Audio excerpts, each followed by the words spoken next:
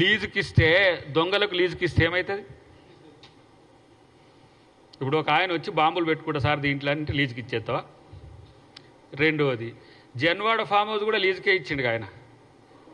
మరి Janwada farm house నాది అని చెప్పేసి అప్పుడున్న ఎంపీగా ఉన్న మా పీసీసీ ప్రెసిడెంట్గా ఉన్న రేవంత్ రెడ్డి గారు డ్రోన్స్ ఎగిరేసిండ్రని తీసుకుపోయి అరెస్ట్ చేసి జైల్లో పెట్టిండ్రు కదా. మరి ఇప్పుడు లీజుకు పోయింది. అది దొంగతనం చేసేది మీరు, లీజుల వల్ల దొంగతనం. మరి ఆయన చెప్పమని ఆ లీజుకి ఇచ్చిన ఆయన ఎవరో? నేను గిందుకే తీసుకున్నా సార్. ఇప్పుడు లీజుకి ఇచ్చేటోడు ఏ పర్పస్ కొరకు తీసుకుంటారో ఆశిస్తారు. కానీ ఇలా మేము ఇగో కోడి పందాలు పెట్టుకుంటానికి, క్యాసినో గుట్కాలు అమ్మితానికి, లేకపోతే ఇగో ఇట్లాంటివి చేసడానికి అడిగిందని చెప్తాడు ఆయన. ఇవన్నీ కూడా తప్పించుకోవడానికి చెప్పే ఎత్తుగడలు. అతి ప్రమాదకరమైన సమస్య ఏంటంటే, ఒక ప్రైవేట్ సర్వే, అది ముఖ్యమంత్రి గారి దృష్టికి కూడా తీసుకుపోయే పరిస్థితి తెస్తాం ఇప్పుడు. ఎందుకంటే మ్యాక్సిమం యూత్, రూరల్ యూత్. ఆయన నన్ను కొంచెం ఏమంటారు వ్యంగ్యంగా చెప్పిండు ఆ పెద్ద ఆయన. ఏమన్నాడు? అరే మీరు ఉచిత పథకాలు ఇచ్చితే తీసుకుంటానికి జనమేడ బతుకుంటారా బాబు? యూత్లో 30 నుంచి 40% మంది గాంజా ఇట్లాంటి డ్రగ్స్ వ్యసనాలకు పోయి ఫస్ట్ ఎరాడికేట్ చేయండి అని చెప్పేసి చెప్తున్నాడు ఒక పెద్ద ఆయన, ఊరి మారుమూల ప్రాంతంలో ఉండేటోళ్ళు. అందుకని మా ముఖ్యమంత్రి గారు దీన్ని గుర్తెరిగే సే నో టు డ్రగ్స్ అని చెప్పేసి ఒక పెద్ద ఎత్తున క్యాంపెయినే దాని మీద చేసిండ్రు. అట్లాంటి వారికి మీ ప్రతిపక్ష నాయకులు చేయండి రా బాబు. ఇప్పుడు ఆ ప్రభాస్ చేస్తున్నాడు, కొంతమంది మిగతా సినిమా లేకపోతే ఇతర సెలబ్రిటీస్ చేస్తున్నారు. అట్లాంటికి చేసేది లేదు. పొద్దుగాలు లేస్తే ముఖ్యమంత్రి చేసే పనులను విమర్శించడం తప్పితే మరొకటి కాదు. ఇది పక్కా మాకున్న సమాచారం వరకైతే ఆయన పోచారం శ్రీనివాసరెడ్డి గారిది అనేది మనకు పోచారం శ్రీనివాసరెడ్డి గారి, పోచంపల్లి శ్రీనివాసరెడ్డి గారిది అని అసలు ఆయన గుర్తే లేడు. కానీ మా దందాలు మాత్రం మస్తు దీంతో కలిసి కేటీఆర్తో కలిసి చేసిన మాత్రం గుర్తున్నది. కాబట్టి దీని మీద తగు చర్యలు తీసుకోవాలని చెప్పేసి అయితే మేము విజ్ఞప్తి చేస్తాం.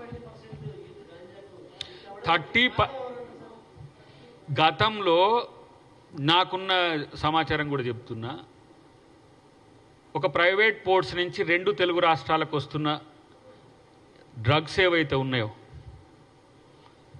అవి నిలువరించలేని పరిస్థితిలో కేంద్ర ప్రభుత్వం ఉన్నది. ఇక ఎవరిదో ఎందుకు, అదానిదే, అది సూరత్ నుంచే 2 తెలుగు రాష్ట్రాలకు వస్తున్న ఒక ప్రైవేట్ అంచనా ఉంది. ఇక్కడ తెలుగు ప్రజల్ని కాపాడుకోవడానికి తెలంగాణ ముఖ్యమంత్రి చాలా చర్యలు తీసుకుంటున్నారు. దానికి సంబంధించి స్పెషల్ టీమ్స్ కూడా అంటర్ కరెంట్గా పనిచేస్తున్నాయి. అట్లాంటి వాటిని సెర్చ్ చేసే క్రమంలోనే ఈ దొంగలు దొరికిండ్రు ఆ పోచంపల్లి దాంట్లో. కాబట్టి ఇవి ప్రభుత్వం కానీ ప్రజలు కానీ వీటిని వాచ్ డాగ్ లెక్క ఉండండి, ప్రభుత్వానికి సమాచారం చేరవేయండి. ఎందుకు ఈ మాట అంటున్నా అంటే, యూతే నిర్వీర్యమైన తర్వాత తెలంగాణ ఎవరి కోసం అనే ఆలోచన కూడా జరుగుతుంది. అన్నిటికంటే ముఖ్యంగా ఈ దందాలకు అంతా కేర్ ఆఫ్ అడ్రస్గా కేటీఆర్ ఉన్నాడు. ఫస్ట్ ఇది చూసుకో.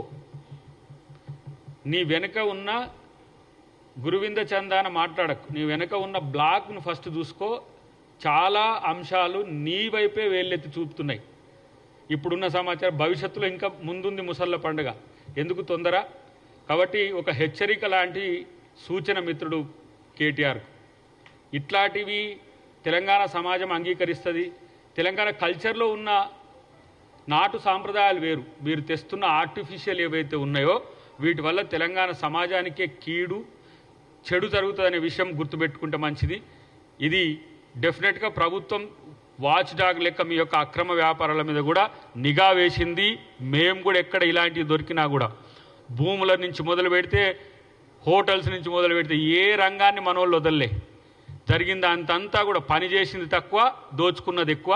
బయటకు వచ్చి ఇంకా నీతులు చెప్పడం బంద్ చేయండి అని చెప్పి వారికి సూచిస్తున్నాం.